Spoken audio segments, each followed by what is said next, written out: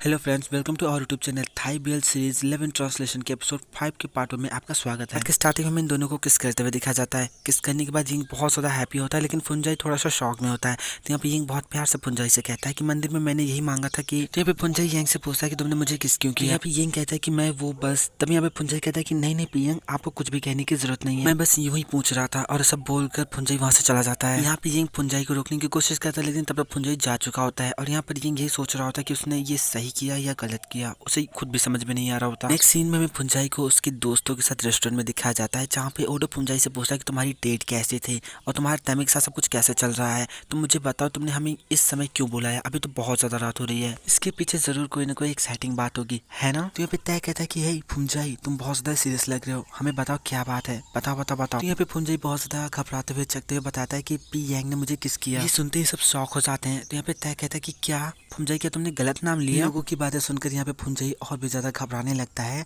और यहाँ पे लोग भी बहुत ज्यादा शॉक होते हैं कि ये सब सडनली क्या हो गया। एक सीन में हमें यिंग को दिखाया जाता है, जो कि अपने बिस्तर पर बैठा होता है और इन सब चीजों के बारे में सोच रहा होता है। तभी फुनजाई के पास एक मैसेज टाइप करता है कि मुझे माफ कर देना, मेरा उद्देश्य तुम्हें अनकंफर्टेबल फील कराना नहीं था, कि हम बात कर सकते हैं। लेकिन इतना टाइप करने के बाद यिंग वो मैसेज सेंड नहीं करता और उस मैसेज को डिलीट कर देता है। बहुत ज्यादा परेशान होता है, उसे कुछ समझ में नहीं आ रहा होता कि वो क्या करे। सीन शिफ्ट होता है और हमें तय को दिखाया जाता है, जो कि फुनजाई से पूछता है कि क्या तुम मुझसे मजाक कर रहे हो। मुझे बिल्कुल भी समझ में नहीं आ रहा है कि पी यांग तुम्हें किस क्यों करेंगे। क्या उन्होंने शुरुआत में तुम्हें तैमी को पटाने में तुम्हारी मदद नहीं की थी। तो यहाँ पे फुनजाई कहता है कि हाँ तुम सही कह रहे हो। तो तैग उससे कहता है कि तो बहुत ज्यादा वियर्ड है, तुम्हें पी यांग से बात करनी चाहिए। और ऐसा बोलकर जैसे जाने वाला होता है, तो ओडो तैग को रोकता है, कहता है कि शांत हो जाओ। शायद ऐसा इसलिए हुआ हो क्योंकि जब वो तुम्हारी मदद कर रहे थे तो शायद एक्सीडेंटली वो तुम्हारे प्यार में पड़ गए। क्या तुम भी उसे लाइक करते हो? अगर तुम उसे लाइक करते हो तो मुझे नहीं लगता कि अगर उसने तुम्हें किस किया है तो इसमें कोई बहुत बड़ी बात है। तो यहाँ पे तैग ओडो को डांटता है और कहता है कि फालतू की बात मत करो। और फुनजाई से पूछता है, फुनजाई क्या तुम्हारे मन में भी पी यांग के लिए फीलिंग्स हैं? ये सुनते ही फुनजाई के गले में ड्रिंक अटक जाती है। तो तय कहता है कि देखो अभी तुम अपने फीलिंग्स को लेकर श्योर नहीं हो,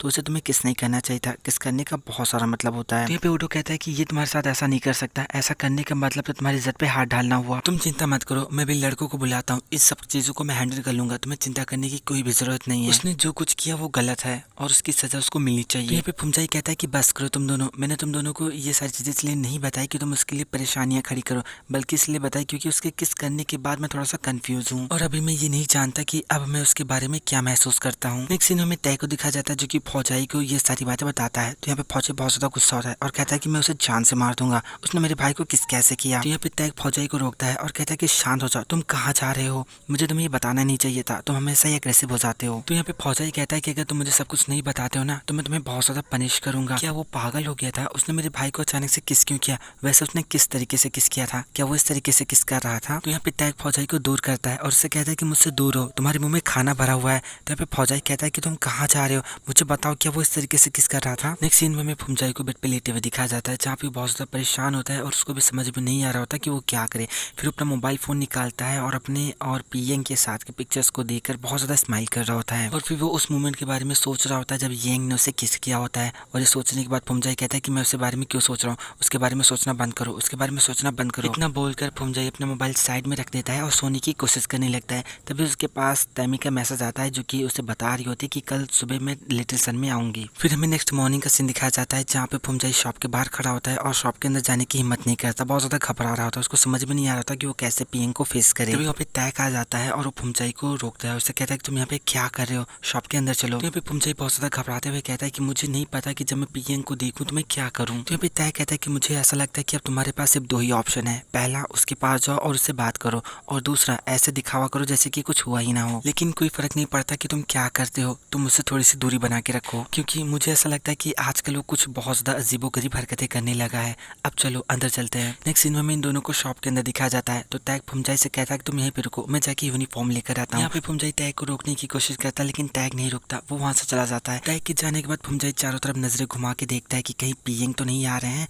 और फिर वो सोचता है कि ये पी यांग कहाँ चला गया। फिर हमें पीछे से यांग को आते हुए दिखाया जाता है। फुनजाई यांग को ढूंढते हुए पीछे की तरफ बढ़ रहा होता है और पीछे बढ़ते बढ़ते वो यांग से टकरा जाता है। यांग से टकराने के बाद फुनजाई गिरने वाला होता है, लेकिन यांग उसे होल्ड कर लेता है और यहाँ पे इन दोनों की नजरें एक दूसरे को घूर घूर के देख रही होती हैं। तभी यहाँ पे यांग बहुत प्यार से फुनजाई को अपनी तरफ खींचता है और यहाँ पर ये दोनों लोग एक दूसरे के बहुत ज्यादा करीब आ जाते हैं। तो यहाँ पे यांग कहता है कि क्या तुम ठीक हो, और सेम टाइम पे फुनजाई कहता है कि हेलो पी यांग। तभी यहाँ पे फुनजाई सॉरी बोलता है और यांग उसको हेलो बोलता है, यानी कि दोनों लोग ही कंफ्यूज होते हैं। और फिर यहाँ पर यांग आगे बढ़ने की कोशिश करता है, तभी सेम डायरेक्शन से फुनजाई भी आगे आगे जाने की कोशिश करता है। यिंग अपना डायरेक्शन चेंज करता है तो सेम डायरेक्शन पे फुंजाई भी आ जाता है और यहाँ पर ये दोनों लोग काफी देर तक इसी तरीके से टकराते रहते हैं। तो यहाँ पे फुंजाई बहुत ज्यादा स्माइल करता है और कहता है कि मैंने अभी तक कुछ खाया नहीं है, मैं जाकर कुछ खाने के लिए लेकर आता हूँ। और सब बोलकर फुंजाई जाने लगता है। तभी यिंग उसको रोकता है, कहता है कि हे रुको, और उसको मतलब ऐसे पकड़ के अपनी तरफ खींचता है। लेकिन तभी वहाँ पे पी बॉजी आ जाती है और वो चिल्ला के कहती है फुंजाई क्या तुमने शॉप को डेकोरेट करने के लिए फिर से सामान मंगवाया है। तभी वहाँ पे डिलीवरी वाला आता है और इन लोगों को बताता है कि तैमी ने ये सारा सामान मुझे यहाँ पर डिलीवर करने के लिए कहा था। फिर यहाँ पे फुंजाई पास्ट के एक सीन के बारे में याद करता है जहाँ पे तैमी फुंजाई से पूछते है कि तुम्हारा लिटिसन कैसे चल रहा है। यहाँ पे फुंजाई कहता है कि अभी भी पहले की तरह है, कभी कभी हमारे सेल्स टारगेट तक पहुंचते हैं, कभी कभी नहीं पहुंचते। तो यहाँ पे तैमी कहती है कि कल दोपहर को मैं फ्री रहूंगी, अगर तुम बुरा ना मानो तो मैं कल शॉप पे जाके लाइव स्ट्रीम के थ्रू तुम्हारे शॉप को प्रमोट कर सकती हूँ। तो यहाँ पे फुंजाई बहुत ज्यादा खुश होता है और कहता है कि क्या सच में। तो यहाँ पे तैमी कहते हैं कि हाँ, मुझे जितने भी सामान की जरूरत होगी वो कल मैं तुम्हारे शॉप पे पहुंचा दूंगी। फिर हमें प्रेजेंट का सीन दिखाया जाता है जहाँ पे फुंजाई बहुत ज्यादा परेशान होता है और कहता है कि अरे नहीं, मैं भूल गया, तैमी ने मुझसे कहा था कि वो आज के दिन लाइव स्ट्रीम के थ्रू हमारे शॉप को प्रमोट करेगी। तो यहाँ पे पहुंचे कहते कि अरे फुंजाई तुम इतनी इंपॉर्टेंट चीज कैसे बोल सकते हो। और फिर यहाँ पे सभी लोग मिलकर जो होते हैं सारा सामान वामान खोलते हैं और पूरा सजावट वजावट करने लगते हैं। फुंजाई की हाइट कम होने की वजह से वो रॉड को ठीक से नहीं लगा पाता। तभी यिंग उसके पास आता है और उस रॉड को लगाने में उसकी मदद करता है। यिंग को अपने इतने पास देकर फुंजाई घबरा जाता है और वहां से भाग जाता है। फिर हमें फुंजाई को दिखाया जाता है जो कि एक पोस्टर को हटाने की कोशिश कर रहा होता है लेकिन वो उठा नहीं पाता। यिंग इस चीज को नोटिस करता है और उसकी मदद करने के लिए उसके पास जा रहा होता है और जब ये फुंजाई नोटिस करता है तो वो तैग को बुलाता है, तैग तैग यहाँ पर आओ और इसे हटाने में मेरी मदद करो। तभी वहाँ पे तैग आता है और यिंग को वहाँ से हटाकर वो फुंजाई की मदद करने लगता है। फिर फुंजाई को दिखाया जाता है जो कि सीढ़ियाँ लगाकर उस जो प्लेट होती है उस पर कुछ कर रहा होता है। तभी वहाँ पे यिंग आके खड़ा हो जाता है और जैसे ही फुंजाई उस सीढ़ियों से नीचे उतरता है वो सीधा जाके यिंग से टकरा जाता है। यिंग के टकराते ही ये दोनों लोग एक दूसरे को घूर घूर के देखने लगते हैं और दोनों ही अपने होश खो देते हैं।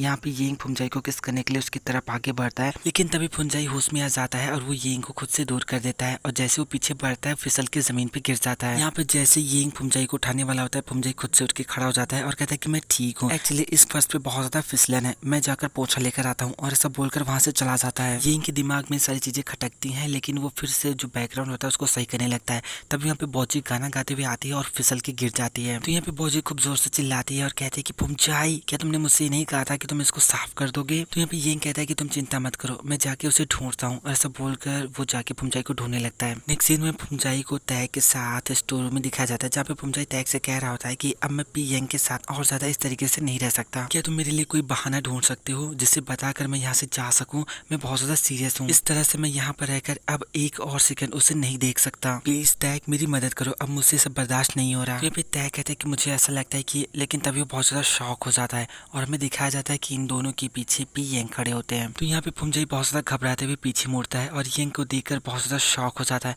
और कहता है कि हे भगवान ये क्या हो गया। तो यहाँ पे यिंग फुंजाई से पूछता है कि क्या मेरा तुम्हारे साथ रहना तुम्हें अनकंफर्टेबल फील करा रहा है। यहाँ पे फुंजाई चुप हो जाता है और अपना सर नीचे झुका लेता है। तो यहाँ पे यिंग कहता है कि मेरी गलती थी, मेरा मतलब मेरा उद्देश्य तुम्हें अनकंफर्टेबल फील कराना नहीं था और अब से मैं तुमसे दूर रहूंगा, तुम्हें इस तरह से मुझसे छिपने की जरूरत नहीं है, आई एम रियली सॉरी, मुझे माफ कर दो।